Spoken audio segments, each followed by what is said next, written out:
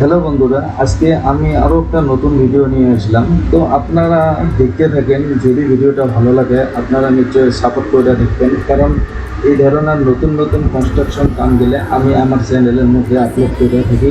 আর যেভাবে কাজগুলো করে থাকি আমি এইভাবে আপলোড করে থাকি। এখানে দেখো বিম ঢালি, তো বিম ঢালার আগে এইভাবে যদি আপনারা 10 ইঞ্চি করে গাঁথনি করে নিতে পারেন, অ্যাকচুয়ালি বহুতে কী কয় যে গাঁথনি করাটা দরকার নেই, কারণ এইভাবে গাঁথনি করার দরকারে হয় না। ইট বহুত লাগে, বালি মশলা লাগে, হয়তো বা মিস্ত্রির টাইমও বহুত যায়। তো অ্যাকচুয়ালি কথাটা হচ্ছে কোনটা, যেহেতু কনস্ট্রাকশন কাম হয় আর বিল্ডিংয়ের কাম, আর সবাই জানে যে এই গিরেট ডিমে লোক বেশি মেনটেন্যান্স করে। অ্যাকচুয়ালি কীভাবে সাধারণত মানুষ গেলে জানেন না যে মাটির সঙ্গে লাগিয়ে থাকবো, এটা বিম তো সাপোর্ট পাইবো, এটা বিমের মধ্যে তো আমার দরকার হবো না, এটা খেলে মাটির মধ্যে থাকলেই হবো, এইভাবে কোনোদিনও ভাববেন না। কারণ যেহেতু বিম যেটা নাকি গ্রেড বিম হয়, ওই বিমটার মধ্যে ওয়েটটা এসে যায়, আর এই ওয়েট দিলে যত বিল্ডিংয়ের ওয়েট থাকে অ্যাকচুয়ালি কনভার্ট হয়। তো কনভার্ট হওয়ার জন্যে যার যতটুকু প্রয়োজন ওয়েট নেওয়ার জন্য তার অতটুকু দরকার। কারণ আপনারা নিশ্চয়ই আপনারা নিজে যদি একটা চিন্তা করেন, আপনারা নিজেই টের পাবেন কোনটা আপনাদের ডেইলি যদি 100 গ্রাম চাউলের ভাত খায়, হয়তো বা কেউ ধরুন 200 গ্রাম চাউলের ভাত খায়, তো ওনার যদি 2,000 কেজি চাউলের ভাত খাবার ওনারা কেমন অসুবিধে হবে।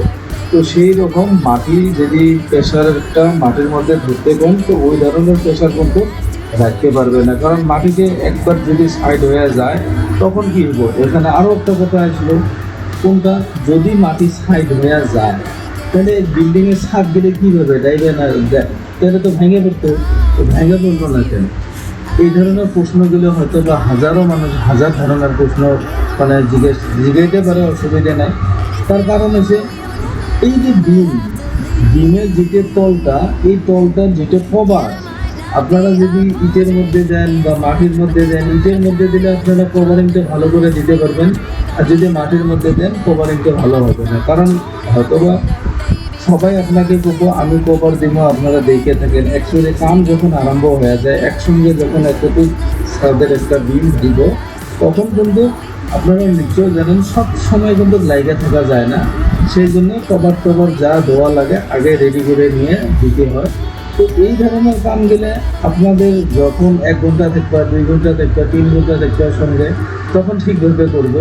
তারপরে দেখবা যে টাইম শর্ট, আমার দিন শেষ হয়ে গেল, তো আমার কামটা ক্লিয়ার করা লাগবো, নাইতে আবার কালকের জন্য বহু ঝামেলা হবো, আধা আজকে দেখবো আধা কালকে দেখবো, এইভাবে কাজ করতে তো দিতে দিবই না কেউ, আমি তো বাদে দেন।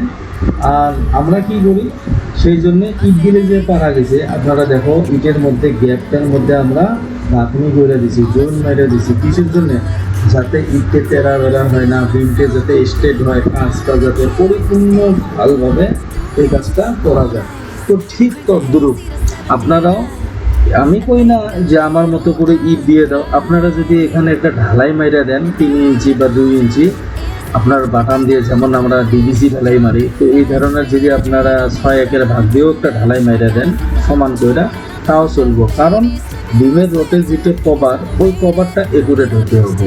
তো তলের যদি কভার ঠিক মতন হয়, উপরের কভার তো আপনারা দেখতেই পান, সাইডের কভারগুলোও দেখা যায়, যেটা নাকি নিচের কভারটা দেখা যায় না। তো সেই জন্যে আমি এই ধরনের বুদ্ধিগুলো করে থাকি। তো এই ভিডিওটা দেখে আমি ভাবি যে আপনাদের সবারই ভালো লাগবে, কারণ নতুন নতুন আমগুলো যারা করতে চান তারা হয়তো বা অল্প জানেন না যে কীভাবে করবো, হয়তো বা পরিপূর্ণ মিস্ত্রির উপরে ডিপেন্ড করে। তো সেই জন্য আপনারা কী করা দরকার, যে এই ধরনের কাম গেলে আপনারা ভিডিওর মাধ্যমে দেখাটা দরকার, একদম বিশেষ দেখা দরকার। তো আমার ভিডিওটা যদি ভালো লাগে আমি নেক্সটে আরও একটা ভিডিও দেবো, আপনারা কমেন্টের মাধ্যমে জানাতে পারেন, অসুবিধা নেই। আপনারা কোন ধরনের ভিডিও চান আমাকে কইবা, আমি ওই ধরনের ভিডিও নিশ্চয় চেষ্টা করবো বানিয়ে দেওয়ার জন্যে। অথবা আমার ভিডিওগুলো দেখা যারা নতুন নতুন মিস্ত্রি বন্ধুরা, তাদেরও বহুত কাজে এসে, কারণ আমি A to Z ভিডিও দেই কনস্ট্রাকশন কামের, ফাউন্ডেশন টু স্ল্যাব কাস্টিং, গাঁথনি টু ফিনিশিং, প্লাস্টার, সাজা, all everything, care, open foundation.